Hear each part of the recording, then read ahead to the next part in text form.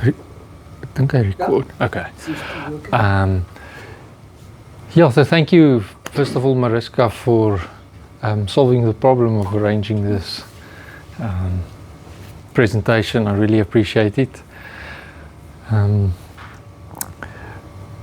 So, an egg is a chicken solution to the problem of hatching another egg.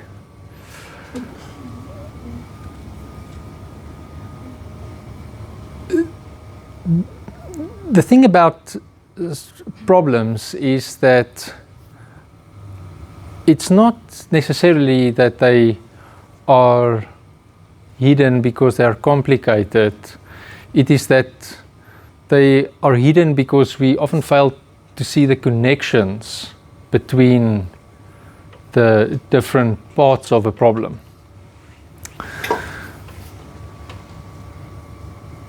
You might have noticed my t-shirt, and it is part of something that I'm building called, that I call tangible thinking, because I believe that many of the problems that we face are just connections that are invisible. And so if we can make those hidden patterns visible, then many of the solutions to the problems will become more apparent. And so tonight's presentation is an example of this. But for this presentation, if I want to take you on an expedition, and if I'm going to take you on an expedition, you need a map, something tangible that you can see.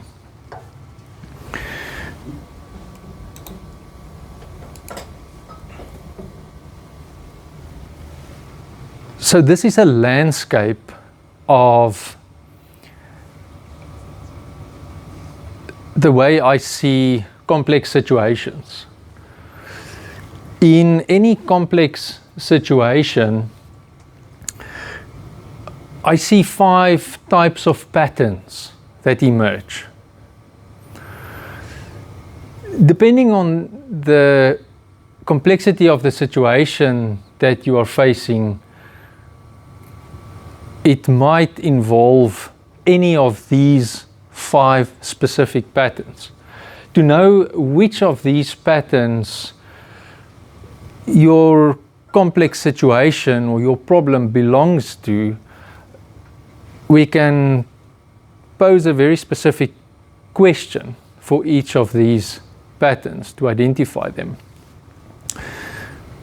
The connections pattern basically asks the question, how are the different parts of a system influencing one another? The change part, I call them islands, has to do with how the system evolves over time. Is your problem, your design problem that you might be facing, has it got something to do with how things change over time? The structure problem relates to how the system is organized, or how the parts of the system is organized. Influence is about what exactly shapes the behavior of that system. And finally, balance is all about what keeps the system stable in an unideal state, or what keeps it from being in a less than ideal state, even though it is stable, and what keeps it stuck.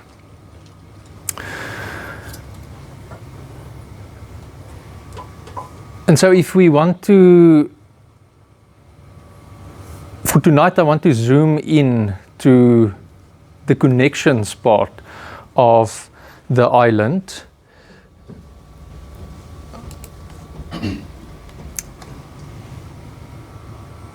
because the connections is about how the different parts are connected to each other and how unintended consequences are often created despite our best efforts to prevent them. You'll be familiar with the saying, the road to hell is paved with good intentions. And so why is it that we often ignore one part of a system or a problem and then overlooking all the other parts?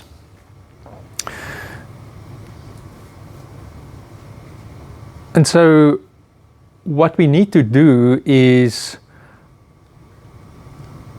to first of all ask the question, why do solutions become problems?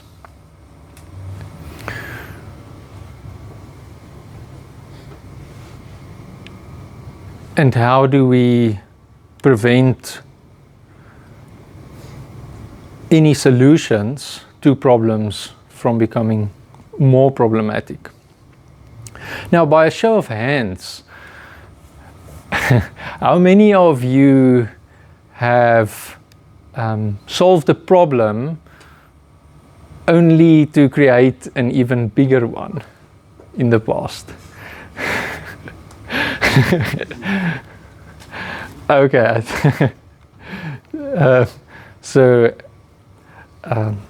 There are so many examples. For example, you value your own safety on the roads, so you buy a safer car only to realize 2 months down the line, or should I say down the road, you realize that you're now driving twice as fast. Or twice as slowly. Yeah. Which is just as dangerous. Or how many of you have been incentivized by the government to catch a snake infestation and then to realize that the way that you can make more money is by breeding more snakes, killing them and then giving them to the government? That's a story from when the British invaded India. It's not quite true about cobras and so on, but it illustrates the point of how incentives can backfire and the solution can become a bigger problem. So we have to ask the question, why is this important? And there are a couple of reasons. In the design space, I'll give you a couple of examples, because every design decision changes behavior. And sometimes it creates exactly the behavior that we do not want. Sometimes it creates second order effects that like a knock-on effect that we didn't expect or we could not have known about. And often what we fail to realize is that every decision that we make exists inside a larger system. If you are a designer, you make your decision sitting at your desk, but you are part of an organization. That organization is part of a community, a society, nations and international collaboration, competitors, stakeholders, investors, and all of those interests and incentives influence how we behave.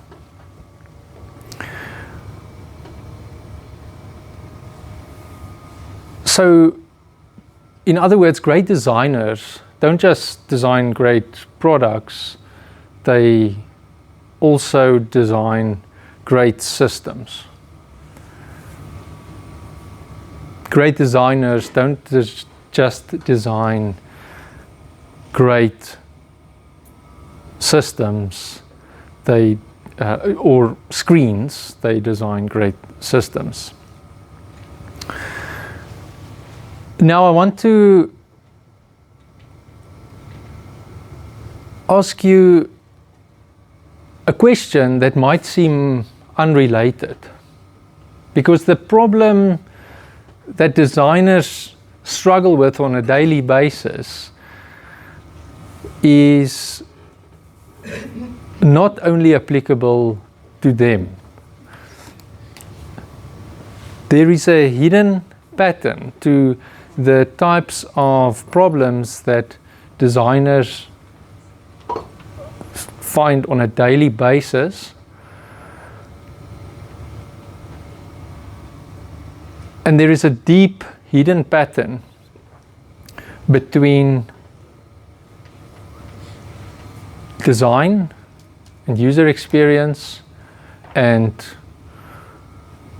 the work environment, or which extends to childhood, biology, which is related to health, artificial intelligence, and technology in general. So I want you, for the rest of this presentation, to become detectives with me on this expedition and see if you can identify what the hidden pattern is between all these different fields.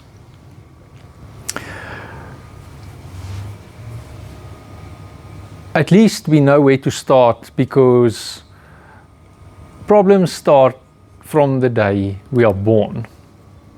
Yeah. Hell yeah!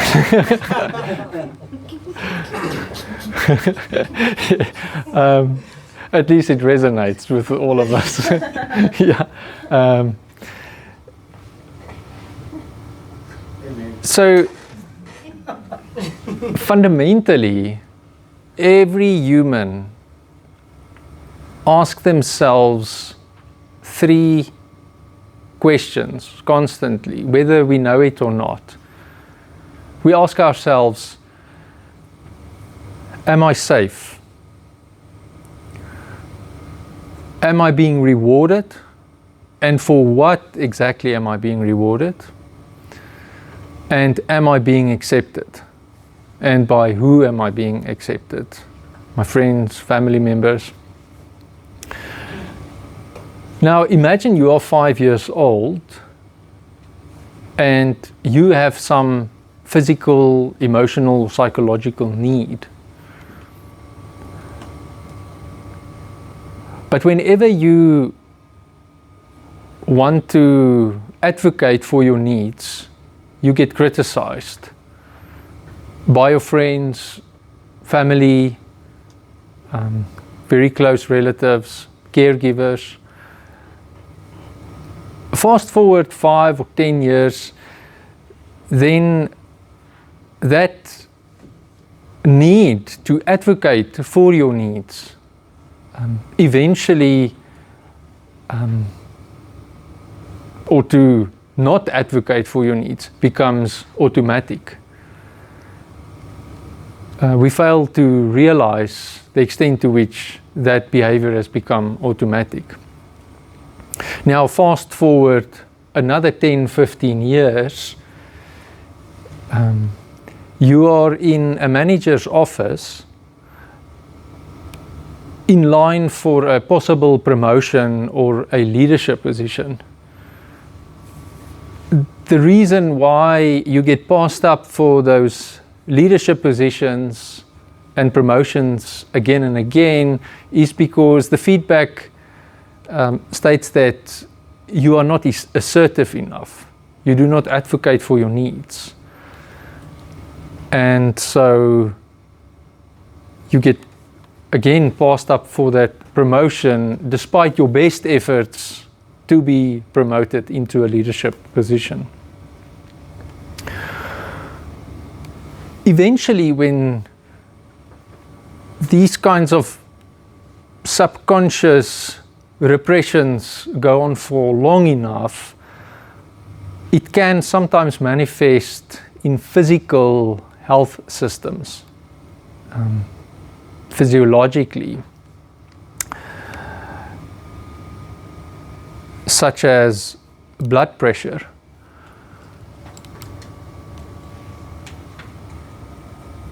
Imagine someone has a high blood pressure. The obvious solution is to go to the pharmacy or to your general practitioner and get the high blood pressure medication, which lowers the high blood pressure, which can be quite fatal. Blood pressure medication works, among other ways, by lowering the body's natural ability to lower its own blood pressure, that reflex. So, for example, if you sit still for an extended period of time, blood tends to pool in your legs, and then when we stand up, we require very quick reflexes by our blood pressure mechanisms to push all that blood to our heads so we don't feel dizzy. But because that reflex is suppressed, sometimes one of the side effects of blood pressure medication is that people say they tend to feel a little bit dizzy. Dizziness is just one of the many side effects of taking blood pressure medication, and can involve a whole host of other side effects, which also affects the brain, heart, kidneys, etc.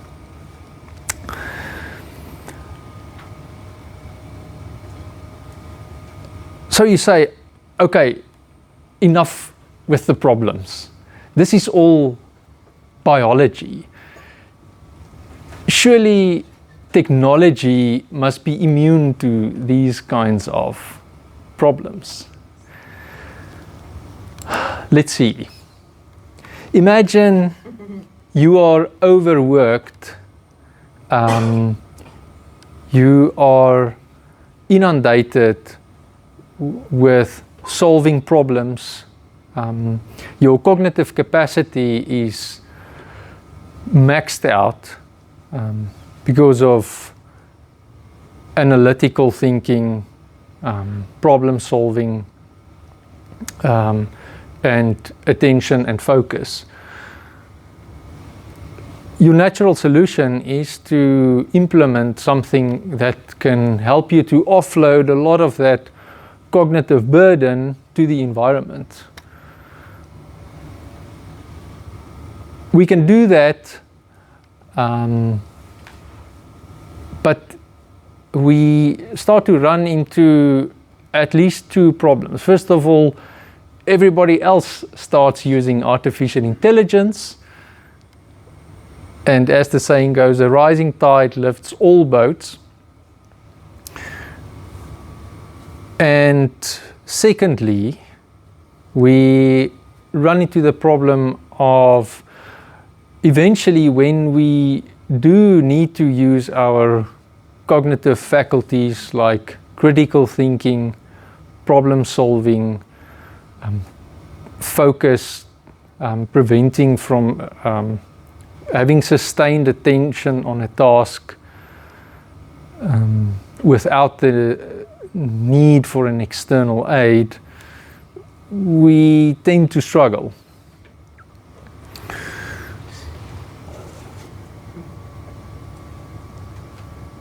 And so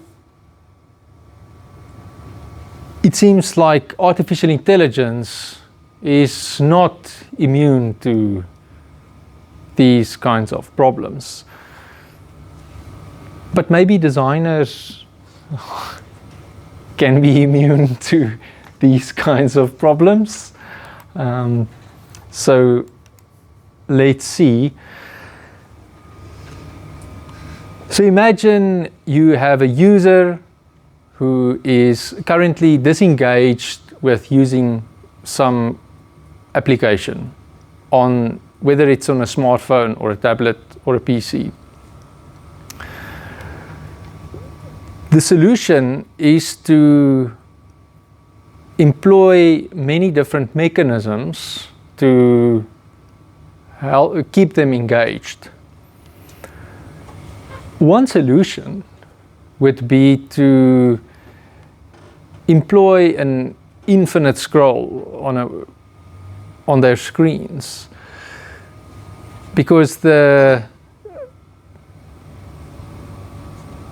little bit of time it takes for a window to open gives them like a cognitive point for them to pause a little bit and reconsider their choices of whether they actually still want to be on this app. And so you implement the infinite scroll, which takes away that need, that cue to jump ship and go to another website, because as we saw, your attention is fragmented. And so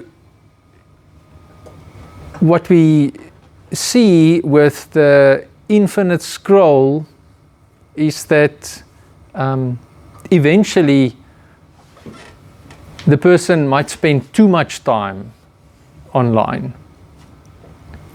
or they become less productive, or they do not use the application in an intended way.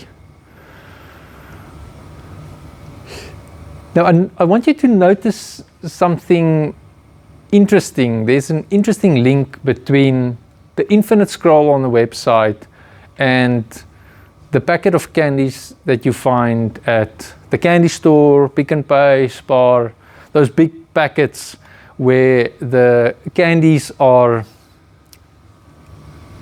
not individually wrapped. What they found with candies that are individually wrapped, just like on a website where you click on a link and it opens a new window, it gives you some time to pause and reconsider your choices, whether you want to continue or not. Should I eat the next candy or not? And the research by Brian Wansink, brilliant psychologist, what he found was that if you do not wrap candies individually, then we tend to overconsume. And a serving size then essentially becomes whatever you can eat in one sitting.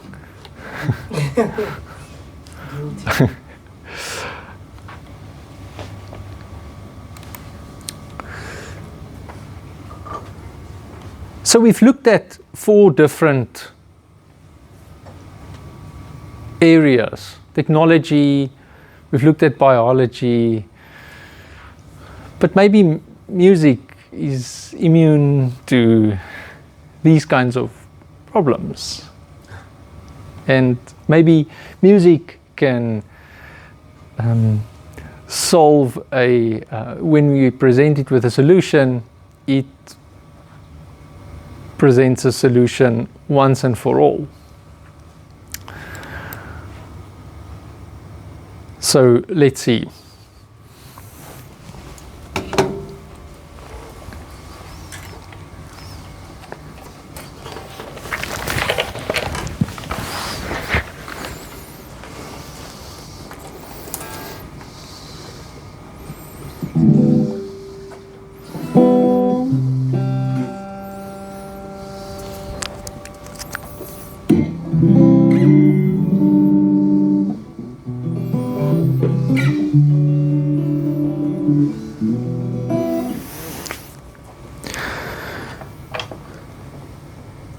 imagine we have a problem. We want to play a tune. Now, lucky for us, we know something about music. If you know something about music theory, any note that that you play that sounds good together is from the same key, generally speaking. So that solves our problem.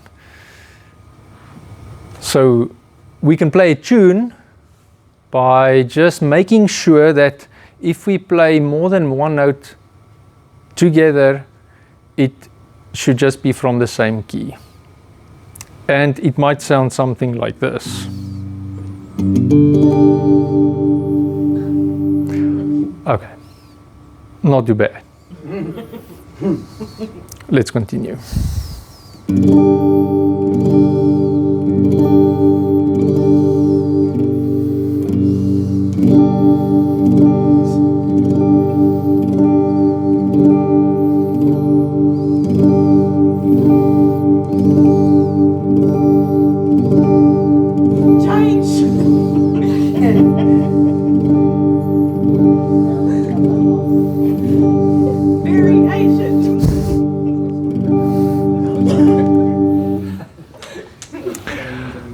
Okay, so I thought it was going to take a long time for you to become a little bit bored, but so eventually the solution also becomes a little bit of a problem. So we can fix this by introducing a little bit of variety, by adding a few more chords and maybe changing the strumming pattern.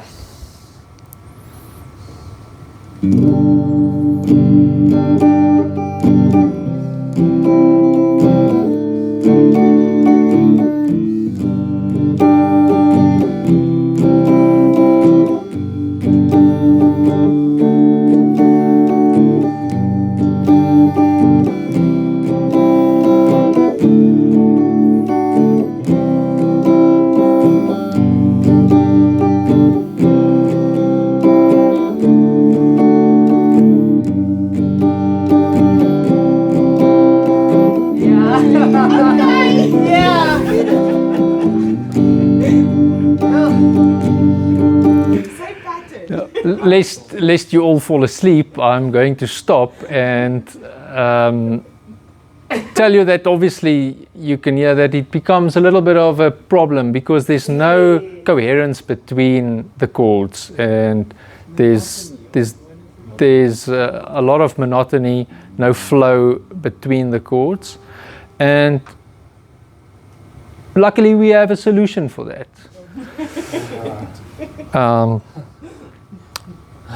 We might. We're waiting for you to start verse 1 or the refrain.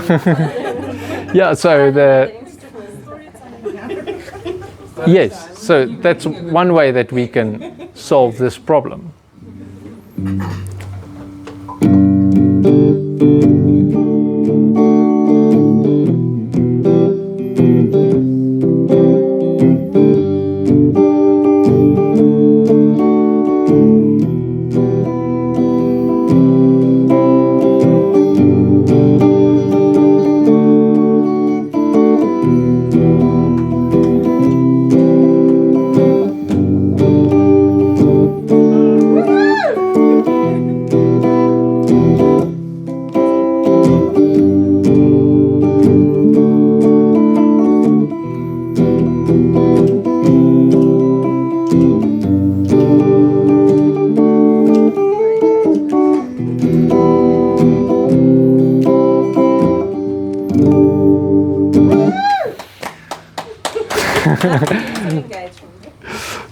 So eventually that also becomes a problem because we need verses and chords and we need some more structure.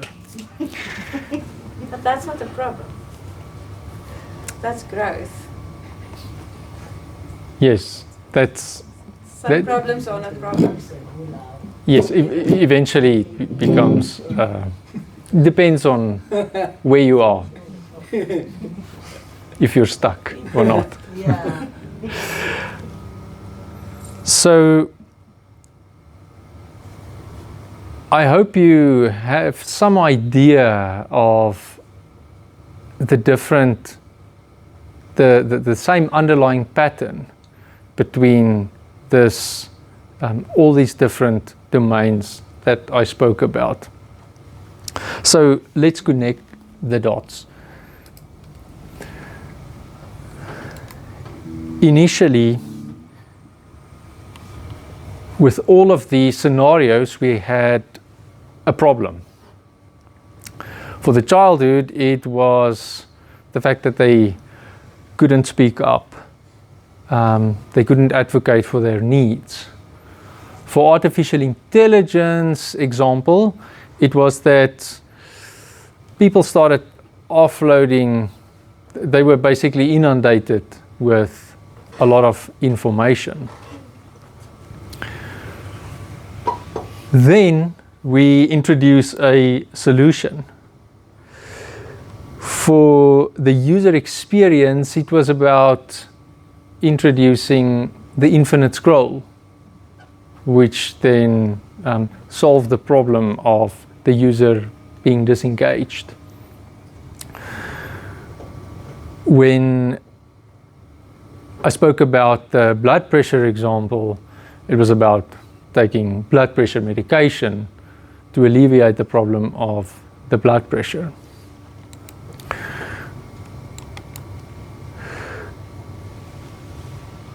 Eventually, there's a system change.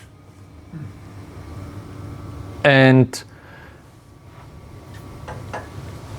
I can give many different examples, but for the childhood, it was about the fact that the avoidance became automatic. They stopped realizing that they are not advocating for their needs, that they are suppressing needs to speak up and to know what needs need to be met.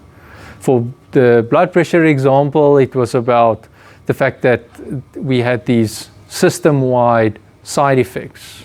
Maybe it was the brain, the heart, kidneys, liver.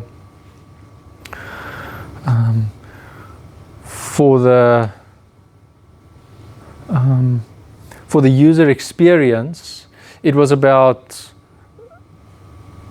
how when we solved the one problem of the infinite scroll, then it became a system-wide problem of, but you can't just add more new features because that might still create unintended consequences. And eventually that creates a new problem.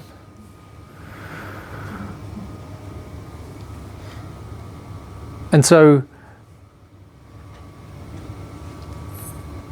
today's presentation is all about how problems create solutions and the system change, and that creates a new problem. And so we have to ask the question, how do we get out of this cycle of problem, solutions, problems? And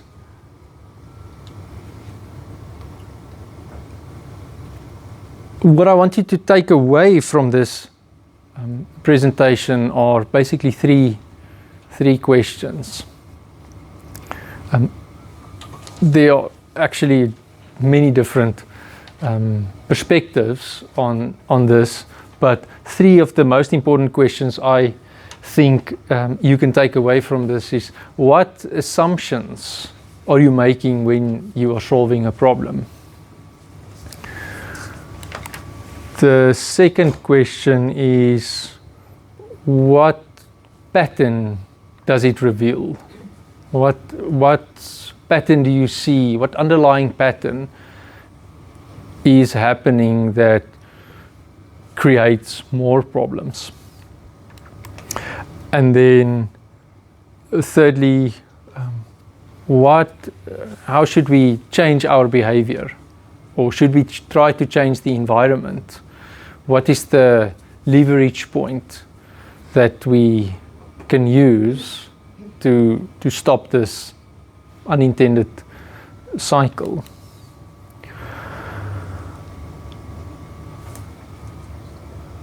There are many different, as I said, we just explored one small area of this connections island, and it's one single question in this vast island of possibilities,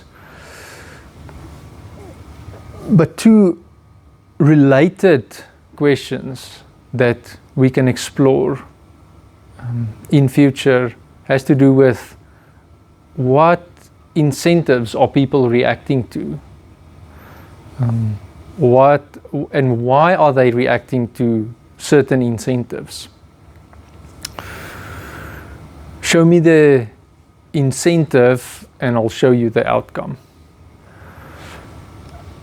The second question is about how our mental models shape the solutions that we create. Because the mental models that we have about the world are just that. They are representations of reality. Yeah. Yeah. So, and so something that I want to leave you with, that to reflect on, is this question, because for as long as we treat the symptoms rather than the cause, we will solve for chicken and hatch an even bigger problem. If that makes sense. But the way out of the solution cycle is not to ask more questions, it's to ask better questions. Okay. Love that. Yeah. And also to define the problem accurately and comprehensively.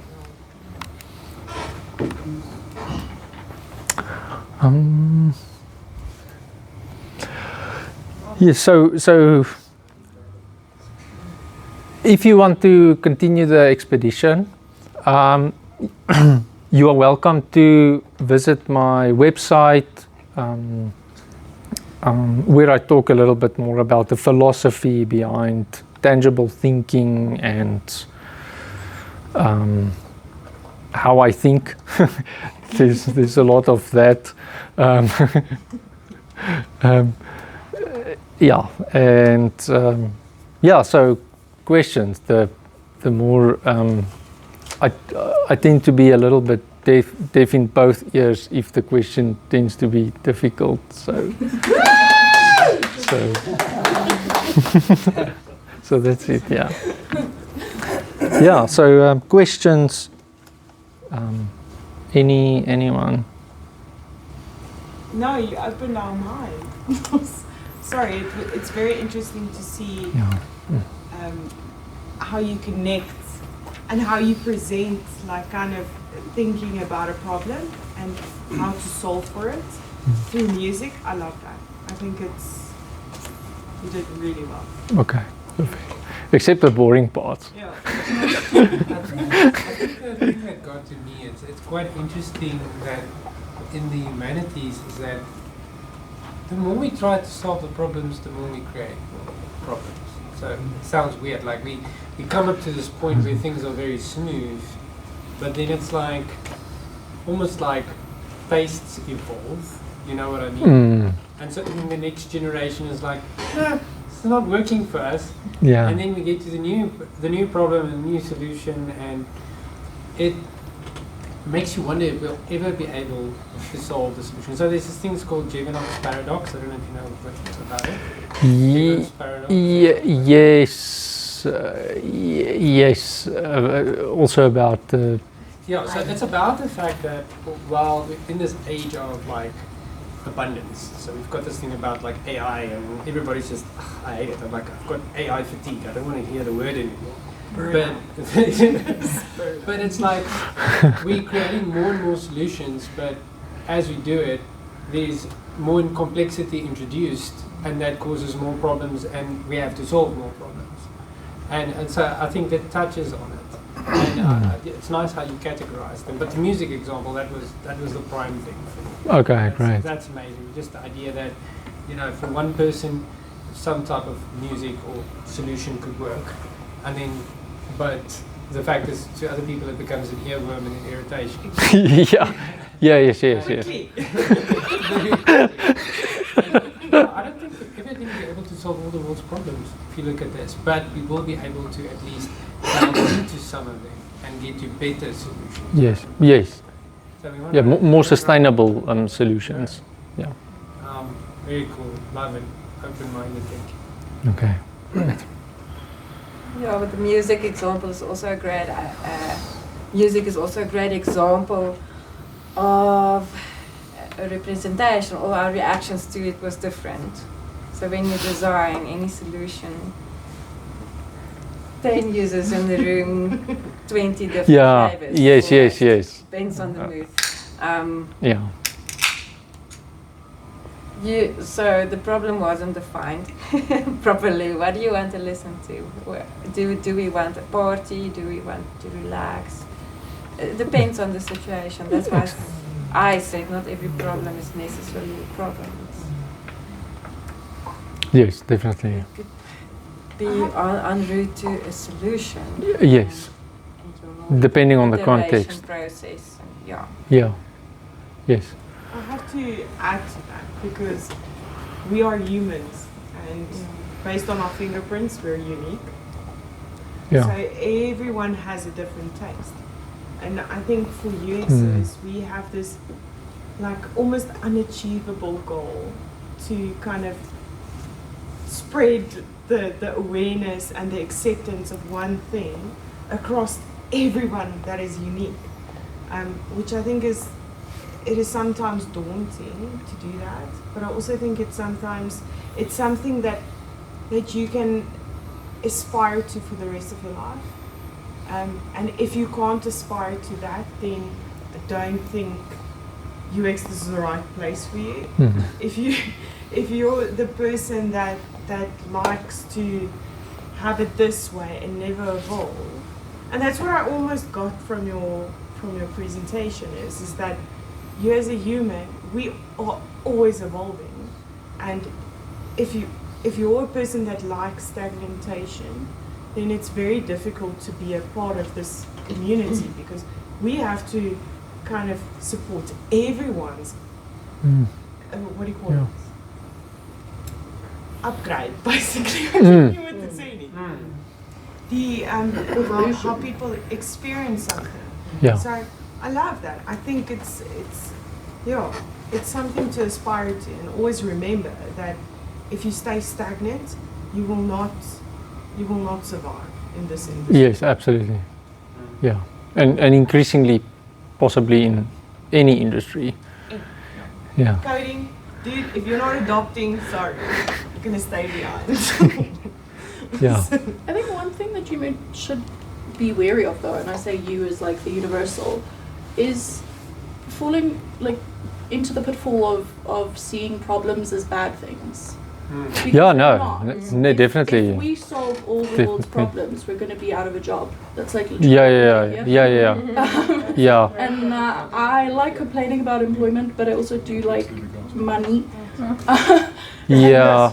Like that's like kind of the one thing. And the other thing is like you're never going to be able to like solve all the world's problems, like you said, because then like what is even the point anymore? Yeah. Like if we're not evolving, like yes we are, you know, creating more problems by solving existing ones, And I think that is just like the nature of the game.